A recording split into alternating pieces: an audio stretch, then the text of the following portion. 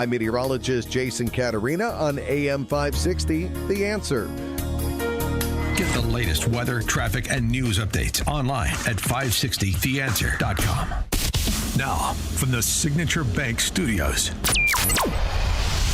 this is Chicago's Morning Answer with Dan Proft on AM 560, The Answer.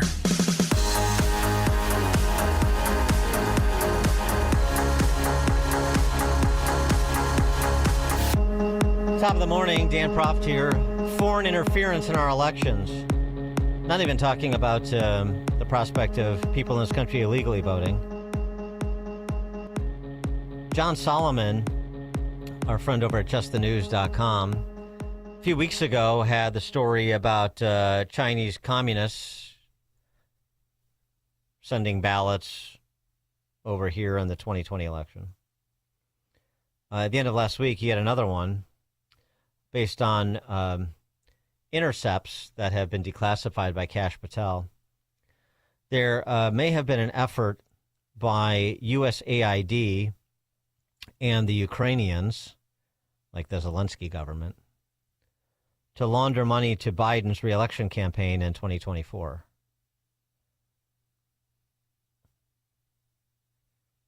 As per usual, the left accusing the right of the things it is doing. Here was Solomon on the matter. But we're going to cover one thing we broke overnight. A lot of you probably heard about it over the course of the day. The United States government, the National Security Agency, intercepted conversations of President Zelensky's government in Ukraine in 2022, late 2022, conspiring with federal workers at the USAID to come up with a plan to take $200 million of USAID money. That is your money, folks, taxpayer money, route it through a series of transactions, move it into the United States, and launder it into Joe Biden's 2024 campaign and the Democratic National Committee. We have the intercepts for the first time. Tulsi Gabbard's team was willing to declassify them. There is now an investigation underway, beginning with USAID, to look at who was involved, whether any crimes were committed, and if that is the case, to refer that to the FBI in the next few days. Those declassified documents up at justthenews.com. You can go check about it today. Members of Congress have been clamoring all day to get their hands on the documents. I expect Tulsi Gabbard to make a statement later tonight on where things are evolving in her investigation. But we've gone from the era of weaponization, where the primary tool was using prosecutors and FBI agents to disable Donald Trump and his followers and all the good people around him, to now potentially conspiring with foreign powers to have an impact on our elections. We had the Ukraine stuff this morning, and remember what we told you 3 weeks ago. Proof from the FBI that China sent tens of thousands of driver's licenses to the United States with fake names to get fake ballots to vote for Joe Biden in the 2020 election. Those aren't my words. Those are the words of the FBI informant in the FBI documents that we made public a few months ago. So China possibly conspiring with Joe Biden and the Democrats, and now possibly Ukraine. Sure, why not? Meanwhile, the Russian collusion story persists, at least in the minds of the Marxist-addled. And why not? Right? Well, another fifth column action. If it wasn't the intel agencies trying to defenestrate Trump, it was USAID trying to help Biden, or the Chinese communists trying to help Biden in 2020, as Solomon reported. Don't have, sort of the reasonable doubt standard cleared yet, but it certainly warrants investigation. And I should correct myself. It was Tulsi Gabbard who declassified the intercepts regarding Ukraine and USAID, not Kash Patel. And now it's going to be in Kash Patel's court if indeed there is a criminal referral for further investigation. Shouldn't be surprised about funneling foreign money to Democrats. I mean, this goes back to Al Gore. And you'll recall a big FEC fine that the Obama campaign that was imposed upon the Obama campaign after his 2008 victory for turning off the essentially the guardrails to receive foreign money online. All sorts of money that came in that was unsubstantiated because, again, foreign nationals are not allowed to make political donations, federal races. So it's just another sort of beat goes on story. For more on this, pleased to be joined by Ken Cuccinelli, former Virginia State Attorney General and former Deputy Secretary of DHS, now the National Chairman of the Election Transparency Initiative. Ken, thanks for joining us. Appreciate it. Morning to you. Good to be with you. Fifth column actions against the Trump administration or against the Trump candidacy, potentially not limited to the intel agencies. Isn't that interesting? Yeah, in one sense, that seems reasonable, right? Why would it be? In the case of Joe Biden in particular, I mean, we all remember the video back when he was vice president, laughing about the threats on the Ukrainian prosecutor who is pursuing, let's just say, damaging material on Joe Biden. And they held up $1 billion loan to Ukraine back then. And he seemed pretty brazen about it. So I'm not sure why, when he was president, anyone would be surprised that he sort of repeats the performance. No. And, since as we saw with the hue and cry over Doge's look into USAID, no wonder there was such a hue and cry. The skullduggerous activities they were involved in wasn't just financing trans operas in South America, apparently. Right. That does less harm to America. It does a lot more harm to South America, but than the funding of political campaigns with government money surreptitiously. And if you're Ukraine, you're just kind of used to Joe Biden, extorting you. So it's from Ukraine's perspective, it's just kind of the cost of doing business. Or a quid pro quo. I mean, too, it's like, extortion, quid pro quo. To put it in American legal terms, right? Yeah. You give, we're going to give you this, and then you're going to kick back, 20% to the House. That's all. Sure. I mean, we're familiar with that in Chicago. We're very familiar with that. So the stories like this, this is where frustration sets in. You have John Solomon's great reporting, and you have Trump administration officials taking some of the right initial steps, the declassification, the potential criminal referral, subsequent investigation.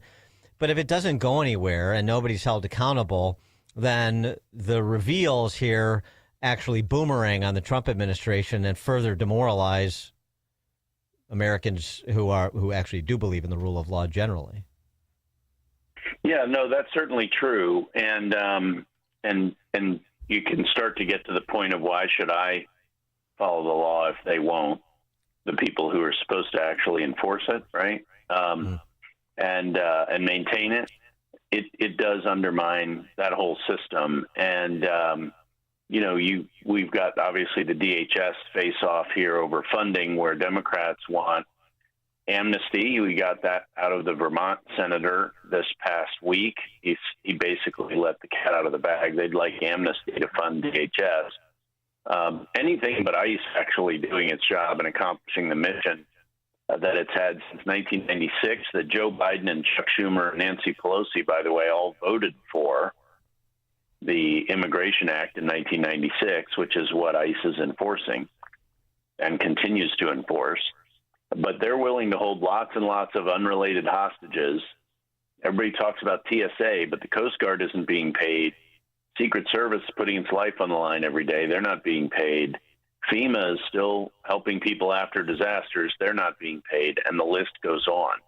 And this is all to get after ICE. I mean, it's as misdirected as it could be.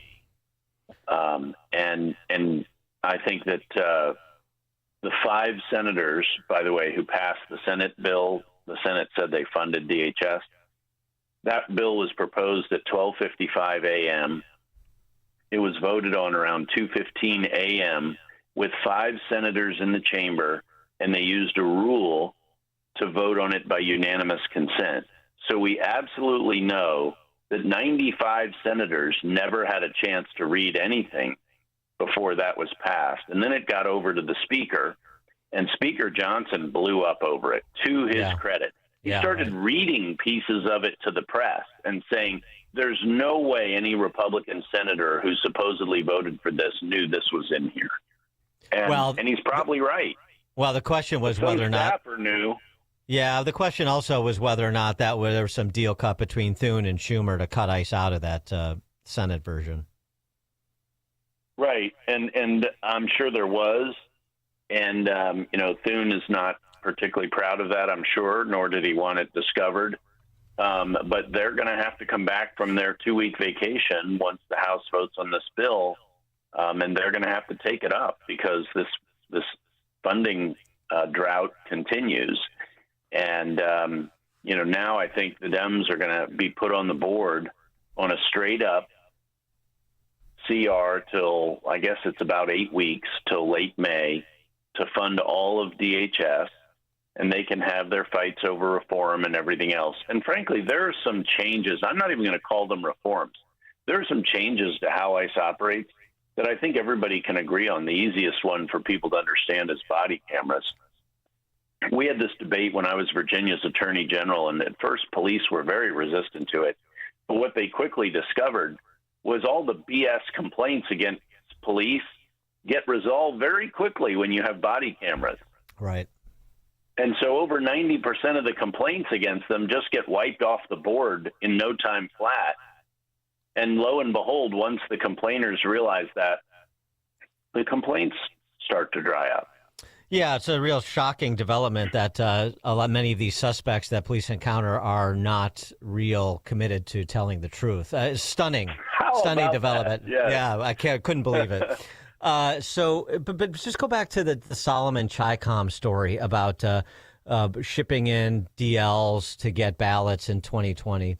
I mean, talk about something that dovetails perfectly with the SAVE Act. And that story is going to get about as much attention as an illegal alien killing somebody in a sanctuary state unless Republicans do something about it. And I just haven't heard very many people pick up that Solomon story and fold it into this push for the Save America Act.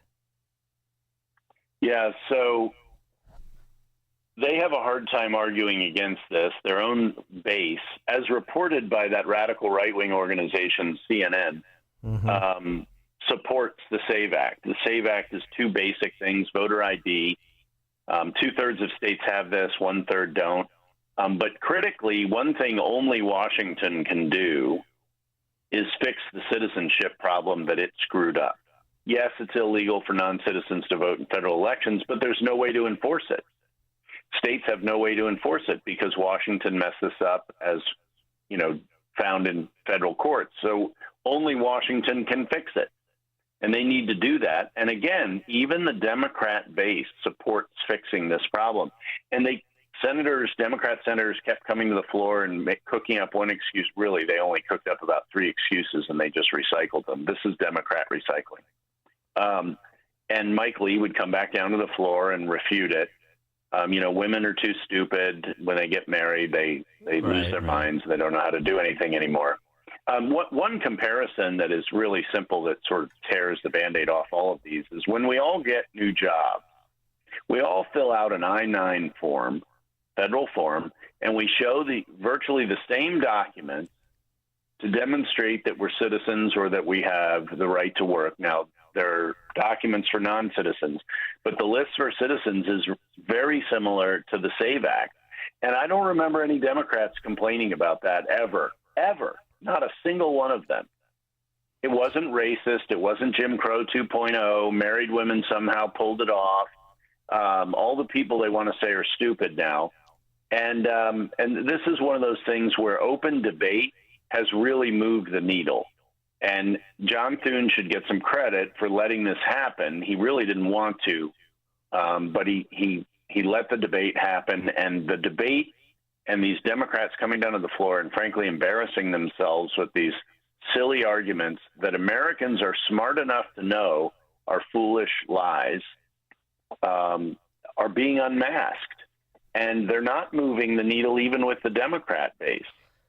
But America supports this. America supports this, but apparently not all Senate Republicans do. And we also are still struggling on the Republican side in the Senate with the strategy here. Mike Lee, again, after spending the weekend talking about this and telling everybody he's not going away. So basically, the Senate Republicans have two options here. We have exactly two options. We can either, one, start enforcing our rules as they're written and require filibustering senators to speak and exhaust them and stay on a bill that is critical to our agenda until it passes. Or if we're not willing to do that, because that involves hard work, we have to nuke the filibuster. Now, I would strongly prefer the first. I think it's better to do it with the rules that we've got, because the rules that we've got actually ensure and protect robust debate. But what we can't have is this hybrid. We can't try to walk a middle ground between those two, saying, yeah, we're going to stick with the filibuster, with the 60-vote cloture standard, and then not do the work to get to cloture.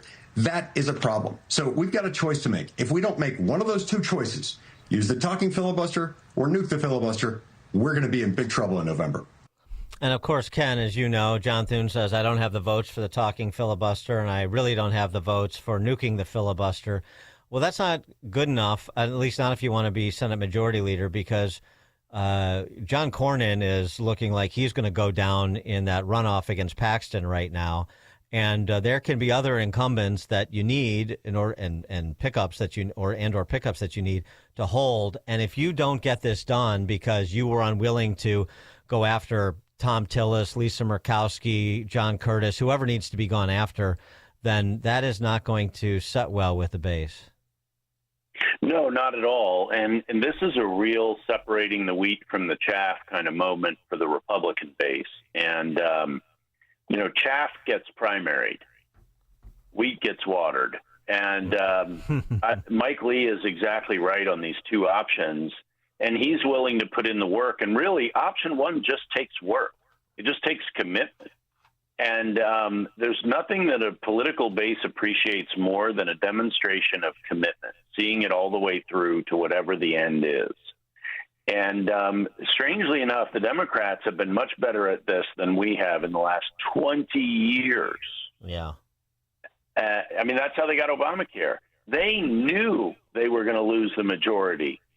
And they did it anyway. Why did they do that? Because they were committed. They were committed to what they considered to be the principle. Now, unfortunately, the principle is just more government, and we've gotten much higher healthcare costs because of it, and less doctors, and we could go on and on. But their willingness to actually fight for the things they say they believe, even if they have to read the bill after they vote on it to find out what's in it. Frankly, the Republicans did that this week with the DHS funding. Ken Cuccinelli, National Chairman of the Election Transparency Initiative, former Virginia AG, and former Deputy Secretary of DHS. Ken, thanks as always. Appreciate it. Good to be with you. You guys have a great week. You too. And Ken Cuccinelli joins us in Chicago's Morning Answer. This is Chicago's Morning Answer. Your show keeps me alive during the week. There's nobody I'd rather listen to between 5 and 9 in the morning than you guys. On AM 560, The Answer. One of the most amazing and holiest weeks of the year for Christians is Holy Week, which begins on Palm Sunday, March 29th. This is the day Jesus rode a donkey into Jerusalem, and crowds waved palm branches and